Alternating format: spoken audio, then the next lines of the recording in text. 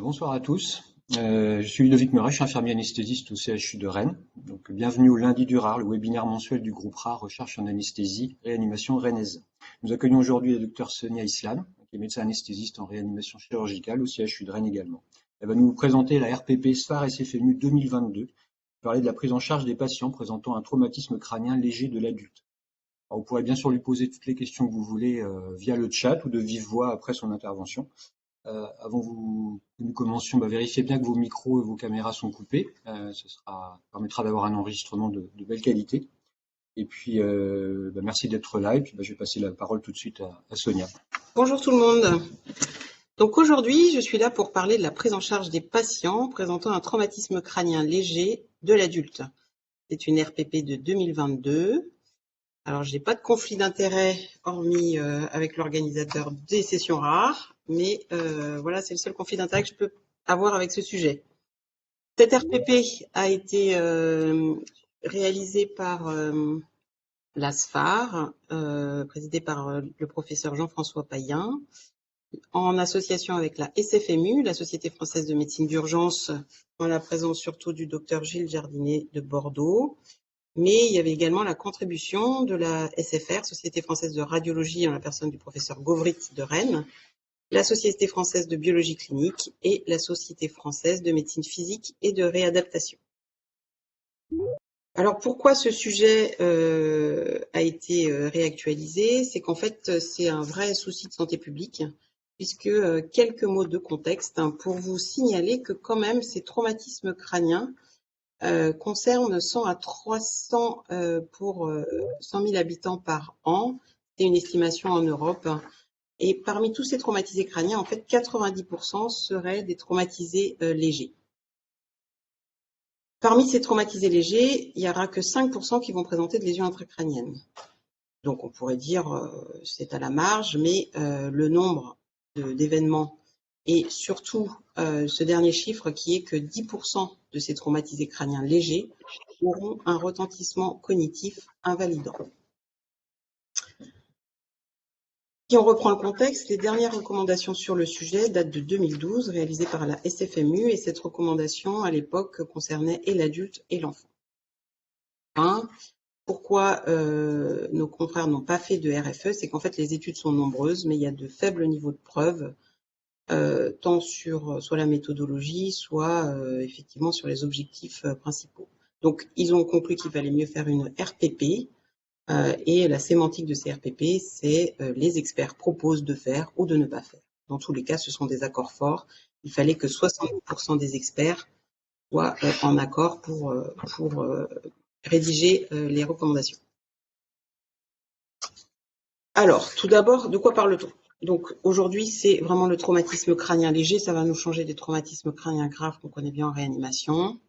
La définition, la RPP reprend finalement celle de l'OMS en 2004. Il faut d'une part un traumatisme crânien qui est la résultante d'un transfert d'énergie mécanique reçu par la tête sous l'effet de forces physiques externes. Donc, ce qui sous-entend que ça peut être un impact direct, mais également un impact, pas d'impact, mais des mouvements d'accélération et de décélération. Donc, ces perturbations, en fait, elles sont citées sur ce tableau. Cela peut être de la confusion et de la désorientation, une perte de conscience pendant 30 minutes ou moins, une amnésie post-traumatique pendant moins de 24 heures, ou d'autres anomalies neurologiques transitoires, telles que des signes focaux, des crises d'épilepsie, ou une lésion finalement intracrânienne sur le scanner. Le score de Glasgow qu'on connaît bien, il est finalement, il peut être à 15, ou il est entre 13 et 15 sur l'échelle de Glasgow, 30 minutes après la blessure, ou au plus tard lors de la présentation des soins, aux soins. Donc en fait, pour rappel, donc entre 13 et 15 avec les lésions et les signes que j'ai cités, nous sommes sur le traumatisme crânien léger. Entre 9 et 12, nous sommes sur des traumatisés crâniens modérés, et les traumatismes crâniens graves seront avec un Glasgow entre 3 et 8. Alors, cette RPP, finalement, il y aura 11 questions de poser. Et ce qui est intéressant, c'est qu'elle va reprendre vraiment le parcours du patient. Vous êtes sur un terrain de sport, sur la voie publique, traumatisme crânien. Le patient finalement se réveille, enfin il est Glasgow 15, pourquoi pas. Qu'est-ce qu'on en fait? Qu'est-ce qu'on en fait? Est-ce que je l'envoie aux urgences? Aux urgences, imaginons qu'il y soit. Est-ce que je lui fais un scanner? Quand est-ce que je fais ce scanner? Est-ce que je lui fais des examens biologiques particuliers? Ah, il est sous anticoagulant. Qu'est-ce que je fais de cette donnée? Et finalement, est-ce que je le garde? Est-ce que je l'hospitalise ou est-ce que je le fais repartir à domicile? Une fois à domicile, sous quelle modalité je le fais retourner à domicile? Et enfin, quel va être son suivi une fois que ce patient sera sorti du circuit hospitalier? Alors pour écrire cet RPP, finalement, je vous ai dit, la littérature est foisonnante, mais j'ai choisi de vous en présenter brièvement que deux, trois. Tout d'abord, la méta-analyse de Easter dans JAMA 2015, une méta-analyse qui reprenait américaine, qui reprend finalement toute la littérature sur le sujet, et notamment de savoir est-ce que les signes cliniques et anamnéstiques qu'on retrouve dans la littérature sont pertinents pour savoir si les patients vont s'aggraver ou vont avoir des lésions intracérébrales. Donc cette étude nous donne des données d'épidémiologie. Finalement, le TCL va conduire à 7% de lésions sévères et finalement un décès ou une chirurgie que dans 0,9% des cas. Chez les patients à risque faible, il n'y aura que 0,3% de lésions intracérébrales. En fait, cette méta-analyse a permis de créer les RPP en étudiant la performance des différents signes cliniques et anamnéstiques. L'édito de ce JAMA 2015 est très intéressant car il est également intéressant si ça vous intéresse sur l'intérêt de faire des scanners de titre systématique chez ces patients. Enfin, la deuxième étude qui a permis de concevoir cette RPP, c'est une étude prospective de Fox dans BMJ 2018. L'épidémiologie est la même et eux, en fait, ils se sont attachés à comparer les performances des scores. Alors pour les urgentistes qui peuvent nous écouter ou d'autres qui connaissent un petit peu ces scores de prédiction, CCHR, NICE ou CHIP, en fait, c'est des scores qui concluent à faut-il réaliser ou non le scanner. Et finalement, ils comparent les performances des scores et ils retiennent plutôt l'intérêt du score CHIP. Donc, dans cet RPP, ils n'en reparlent pas, mais c'est là-dessus qu'ils se sont basés pour écrire les signes cliniques inquiétants. Enfin, le dernier papier que je voulais vous présenter, c'était celui de Probst dans Annals Emergency Medicine en 2020, qui est une étude prospective observationnelle sur 8 ans, qui reprend finalement, là, c'est un peu particulier, qui s'attache à réfléchir à la place des anticoagulants et des antiagrégants. En fait, ils ont repris aux États-Unis 9000 patients qui avaient eu un traumatisme crânien et qui avaient eu un scanner. Donc, il y a finalement pas mal de traumatisés crâniens légers, puisqu'il y a 77% des patients qui sont Glasgow 15. Et en fait, ils ont regardé sur ces scanners si les patients qui avaient eu des anticoagulants ou des antiagrégants. Donc, 63% n'avaient pas de traitement de ce type, 7% avaient de l'aspirine seule, 1% étaient sous clopidogrel et 4,5% étaient sous AVK, ce qui fait réduire considérablement la cohorte. Mais c'est quand même une belle étude.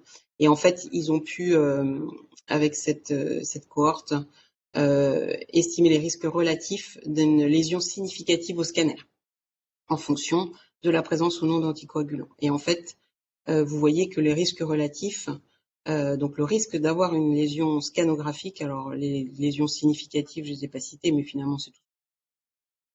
La contusion, l'hémorragie, un petit peu tous les types. Finalement, c'est ce qu'on voit ici. Vous avez c'est surtout sur la population qui a des AVK et qui a une association aspirine-clopidogrel où ce risque relatif est significatif. Aspirine seule, clopidogrel seul, finalement, il n'y avait pas de surrisque. Voilà un petit peu pour la bibliographie. Donc, je reprends le fil de ma RPP. En préhospitalier, est-ce qu'il faut que je transfère ce patient? Alors, la première réponse est non. Je vais le surveiller à domicile, sous réserve qu'il y ait une tierce personne fiable pour le surveiller et que cette tierce personne a des consignes, pourra suivre les consignes. Sauf si, et là on arrive sur déjà un premier risque, le patient donc qui a ce traumatisme crânien léger que j'ai identifié doit aller aux urgences s'il a des troubles de coagulation préexistants ou un traitement anticoagulant.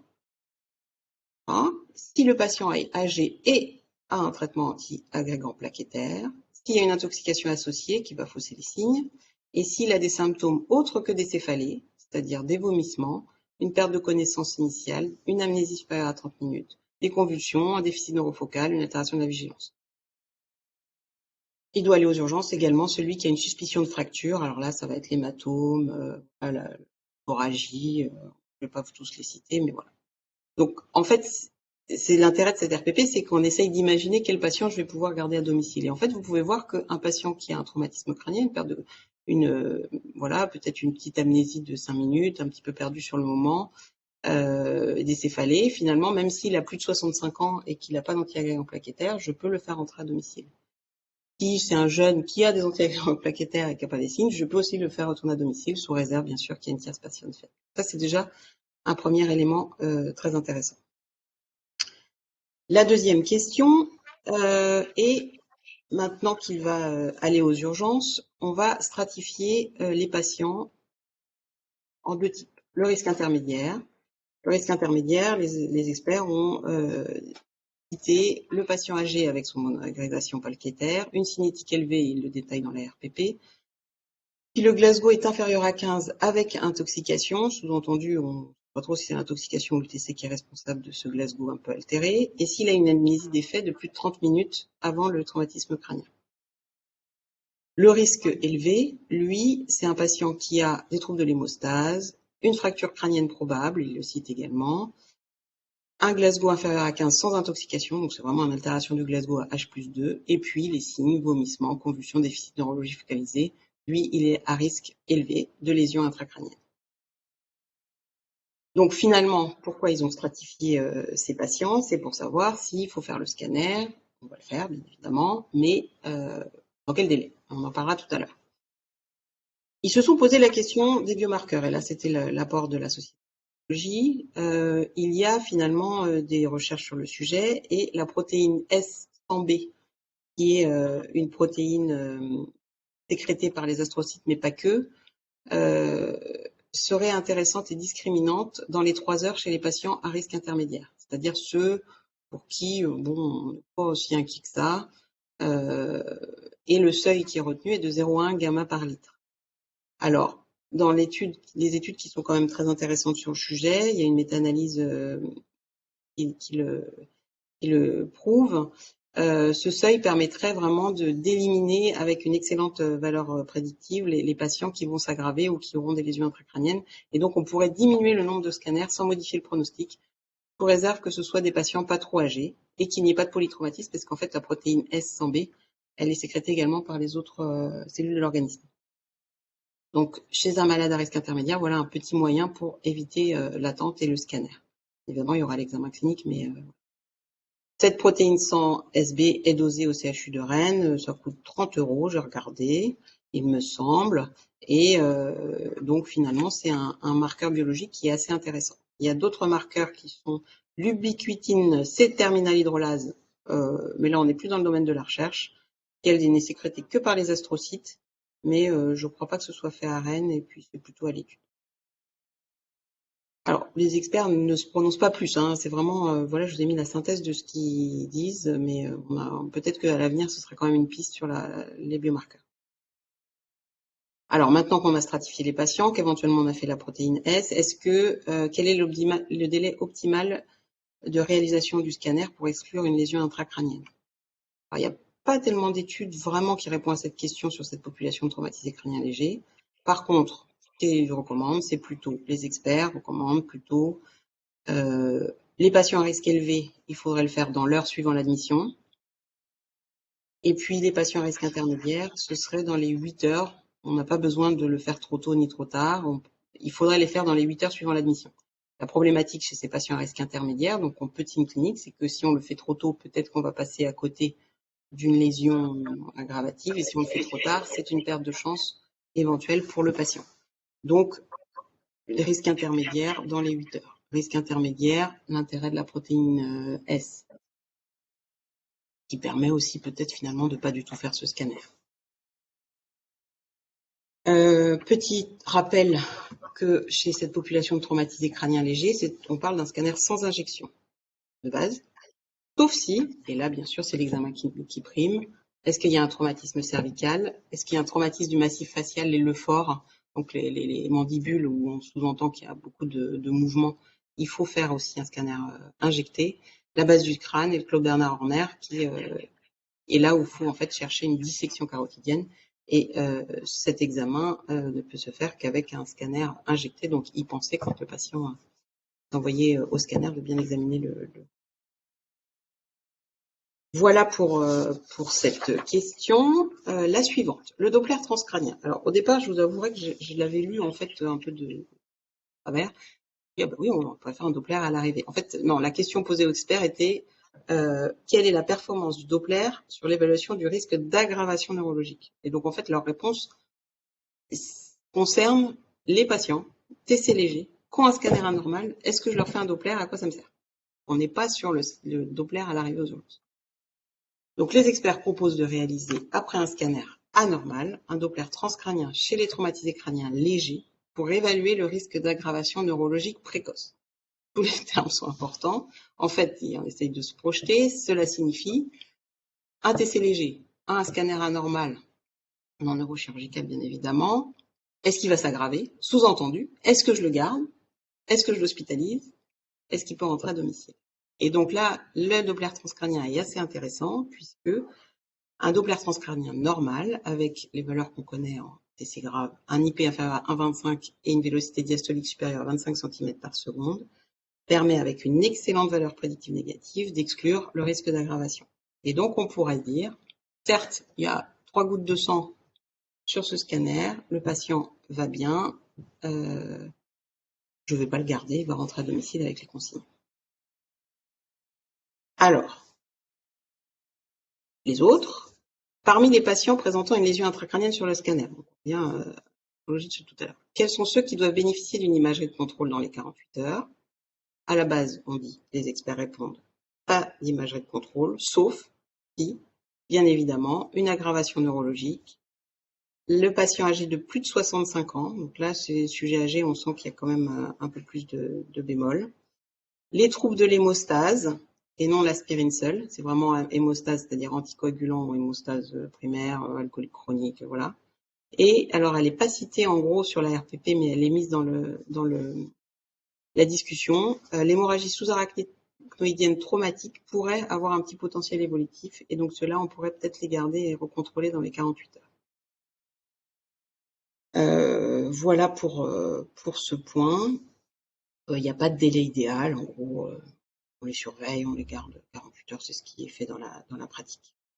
Mais il y a quand même un peu de restriction par rapport à ce qu'on fait dans certains services des urgences. Alors, les anticoagulants, les antiagrégants plaquettaires. Donc, on a vu qu'il y avait quand même un impact sur le cut-off et les risques. Est-ce qu'il faut les réverser? Donc là, c'est la réponse est assez claire. S'il y a des lésions hémorragiques intracrâniennes, sous-entendu s'il n'y en a pas, on ne se pose pas la question. S'il y a des lésions hémorragiques intracrâniennes, on va réverser immédiatement les AVK et les AOD. Les doses, je les ai pas remises pour pas surcharger, c'est celles des recommandées dans la prise en charge des hémorragies graves par le groupe d'intérêt de l'hémostase périopératoire. Donc la vitamine K, les CCP, voilà, je les redétaille pas. Et puis il y a la petite phrase qu'on aime tous bien, discussion collégiale avec les cardiologues si valve mécanique. Je regarde Alice qui est dans la salle. Le pauvre cardiologue qu'on appelle en disant il y a 3 cm de sang, mais il va bien, il a une valve, est-ce que très difficile comme discussion. Individuellement, je pense que globalement, je ferai une réversion. Mais dans la RPP, c'est marqué discussion collégiale avec les cardiologues. La question de l'aspirine, bon, celle-là, elle est assez résolue depuis longtemps. Pas de neutralisation de l'aspirine. Et puis, bah, il se mouille pas. Il n'y a pas de recommandation sur les inhibiteurs des récepteurs P2Y12. Donc, on sait que ça augmente les risques. Il n'y a pas d'études sur la réversion. Donc, bah, là, c'est un flou. Je pense qu'il faut réfléchir si le malade a beaucoup de sang. Et c'est surtout une surveillance clinique accrue, je crois, qu'il faut faire. Maintenant qu'on a fait tout ça, quels sont les critères permettant d'envisager un retour à domicile depuis les urgences? Eh bien, si le risque est faible, alors dans la RPP, il ne parle pas du risque faible, mais en fait, on sous-entend que c'est ceux qui sont ni intermédiaires ni élevés, donc il faut faire un petit peu de gymnastique. Et en réfléchissant, je me dis, en fait, c'est celui qui finalement, j'aurais pu laisser à domicile peut-être au départ. Si le dosage de marqueurs sériques est négatif, et donc ça me renvoie plutôt à ceux qui étaient à risque intermédiaire, où là, je me dis, ils ont eu un scanner, et puis le dosage ou pas, et le dosage de marqueur sérique est négatif pour rentrer à la maison.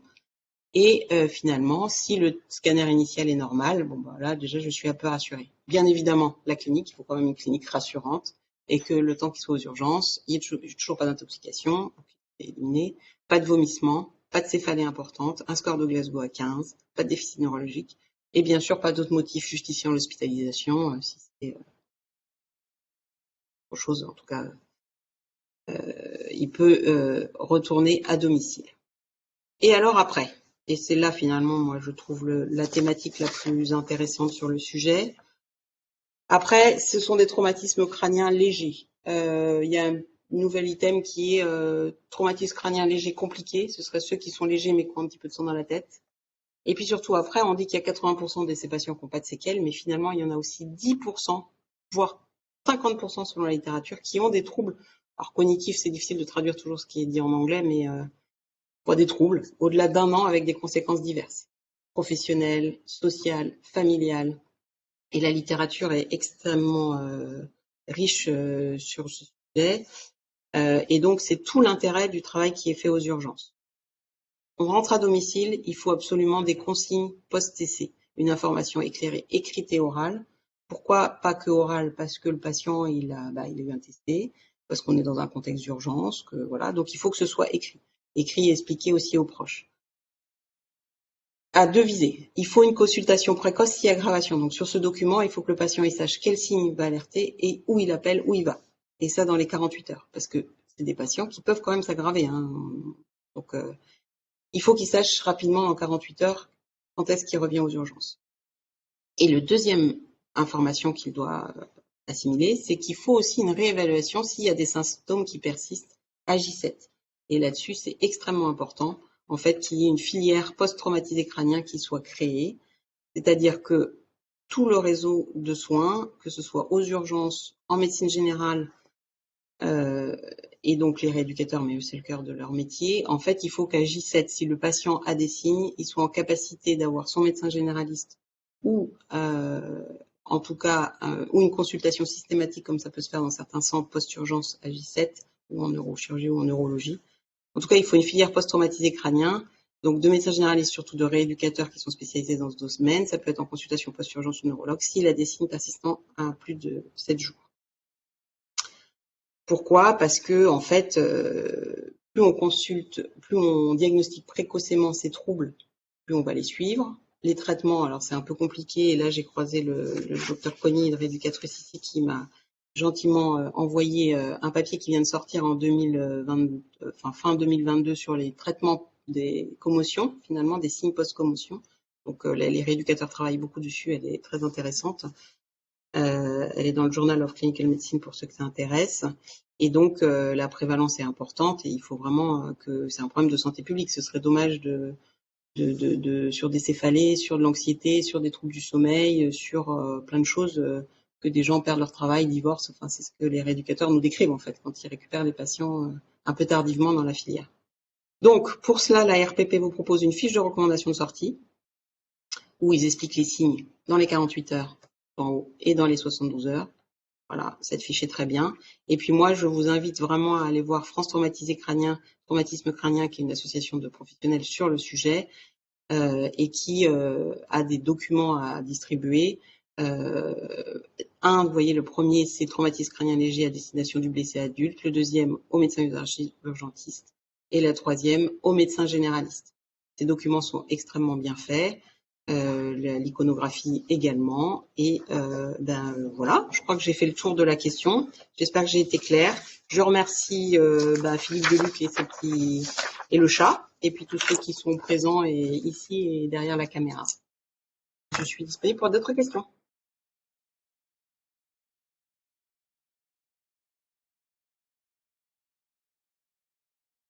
Merci beaucoup Sonia pour cette présentation. Quelques questions déjà pour commencer. N'hésitez pas si vous avez des questions sur le chat à les écrire, et puis si vous voulez les poser de vive voix, c'est possible aussi. Si on pouvait juste, après cette présentation, on a bien vu toute la chronologie de prise en charge de ces patients. Quels sont les changements principaux par rapport au ROCO qui datait de 2012, je crois, de la SFMU? Alors en fait en 2012, donc c'est une recommandation qui concernait et les adultes et les enfants. Et désolé, j'ai pas vraiment travaillé sur le motif chez l'enfant. Mais par rapport à 2012, très intéressant, c'est comment faire pour diminuer le nombre de scanners. Finalement, il y a peu d'incidence. Vous voyez, c'est des chiffres très bas de lésions intracrâniennes et encore moins significatives. Donc, il y a la stratification des risques des malades, la place des anti-agrégants plaquettaires qui finalement dit qu'il n'y a pas de surrisque. Donc, on oublie cet item. Donc là, c'est vraiment plus spécifié. Et bien sûr, il parle dans cette nouvelle reco, on a la protéine S qui existait à l'époque. Mais déjà, par contre, en 2012, ils axaient vraiment déjà sur le suivi post-traumatisme.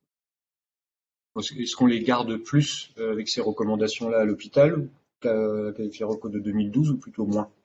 Oh bah non, beaucoup moins. Normalement, si on les suit, on devrait peut-être plus facilement pour les assistants de régulation au téléphone ou sur place, un peu moins envoyés. Une fois qu'ils sont là, on peut les examiner et faire un peu moins de scanners. Et même si on en a, on peut aussi les faire repartir beaucoup plus vite. Donc, on va pouvoir vraiment fluidifier cette filière et alléger les services des urgences. Alors, on voit qu'il n'y a pas de scanner de recommandé pour tous les patients qui ont eu un traumatisme crânien léger. Pourquoi? En fait, on pourrait se dire on pourrait en faire un pour tout le monde et puis comme ça on serait rassuré. Alors, bien sûr, mais tu sais bien, il y a le problème économique et surtout les radiations. Et puis en fait, donc je me semble que c'est dans l'édito du JAMA où c'était assez intéressant, mais que finalement un patient qui repart avec un scanner normal, donc c'est quand même majoritairement le cas de ces patients-là, va peut-être être moins vigilant sur tout ce qu'on a dit sur je suis fatigué, j'ai des troubles d'équilibre, j'ai des troubles de sommeil, parce qu'en fait un scanner, on sait bien que ça ne voit pas tout, donc il faudrait dans ces cas-là faire des IRM à tout le monde et qu'en fait, peut-être qu'il y aurait outre les problèmes économiques, un impact négatif d'avoir un patient et une famille qui sait que c'est rien, tout va bien, vous soyez rassurés, votre scanner est normal et que finalement, on passe à côté des signes. Un effet pervers en fait d'un scanner normal Oui. précoce. Est-ce qu'il parle dans... On a vu les différentes stratifications de risque, on a vu l'intérêt du Doppler transcrânien. Et est-ce qu'à l'inverse, si ces patients avaient des critères plutôt un peu négatifs, un IP augmenté ou une diminuée, est-ce que ce serait intéressant de les orienter du coup plutôt vers des secteurs de soins critiques pour la surveillance ou est-ce que... Alors, je vais juste répéter la question pour que tout le monde l'entende. Donc, est-ce que, tu me dis Alice, si je respecte les résumés, est-ce que donc un Doppler transcrânien c'est un peu péjoratif, c'est ça, pourrait amener le praticien à orienter le patient vers une structure de soins continus? Effectivement, je me suis posé la question. Alors, ils y répondent pas, mais en revanche, on sent que c'est un peu l'idée, c'est de dire j'avance. Alors, je le surveille plus. Déjà, il rentre pas à domicile. Je le surveille plus. Je peux avancer éventuellement ce 48 heures, peut-être à 24 heures, et effectivement une unité de surveillance un peu plus adaptée, parce que, en tout cas, alors c'est sûr que la force du Doppler, c'est la valeur prédictive négative, mais ce serait un moyen de savoir quel secteur serait utile pour les surveiller. J'avais une autre question. Alors ça parle un petit peu du domaine sportif, mais on voit qu'il y a, voilà, dans l'actualité, il y a des sports, le football américain, même le foot français, donc où il y a des traumatismes crâniens qui peuvent être légers. On voit à la télévision, on en parle un petit peu plus également, sur des signes à long terme, sur des conséquences à long terme. Est-ce que tu peux nous en dire un petit peu plus concernant ce RPP là? Qu'est-ce qu'on pourrait dire dessus? Alors, comme c'était un sujet qui m'intéressait, j'ai lu d'autres documentations. La première chose, c'est par exemple l'UEFA a interdit, donc dans la fédération anglaise de foot, a interdit les entraînements de tête pour les enfants de moins de 13 ans. Et en fait, l'idée, c'est que ça fait longtemps qu'il y a une polémique sur le sujet, de se dire que les têtes, soit les têtes, soit les accidents de sport sur les sportifs de haut niveau, a augmenté le risque d'Alzheimer ou de Parkinson. Finalement, les chercheurs disent que c'est pas vraiment Alzheimer du dépôt de protéines tau, mais c'est pas vraiment de l'Alzheimer, mais c'est clair qu'il y a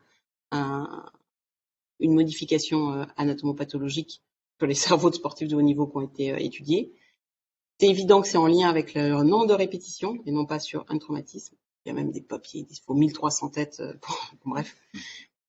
Donc il y a la répétition, il y a des facteurs intrinsèques, enfin endogènes qui peuvent jouer, et donc l'UFA recommande de ne pas faire de tête chez les petits, recommande surtout une surveillance accrue chez les footeux ou les rugbyman quand il y a un traumatisme crânien sur le sujet. Donc il y a vraiment une formation des arbitres et ils ont un algorithme extrêmement précis avec, et c'est ce qui se passe quand on regarde les matchs à la télé, ils regardent qu'est-ce qu'on fait contre nous, où on est. Donc sur le terrain, est-ce qu'il rejoue, est-ce qu'il s'arrête, est-ce qu'il s'arrête combien de temps. Et par contre en France sur le foot, ils n'ont pas préconisé chez les enfants. Par contre ils ont essayé, ils y travaillent. Est-ce qu'il faut diminuer le ballon, le poids du ballon, est-ce que voilà, enfin, en tout cas on sent que il y a quand même un vrai sujet et donc en tout cas c'est intéressant de voir que les fédérations sportives se sont intéressés au sujet, avec également les traumatismes crâniens. En fait, ils sont typiques sur un terrain de sport. Donc, pour ceux qui écoutent, qui peuvent être amenés à surveiller des courses ou surveiller ou les pompiers, enfin voilà, il y a vraiment des choses qui sont bien faites, en tout cas dans le foot. Voilà. Super.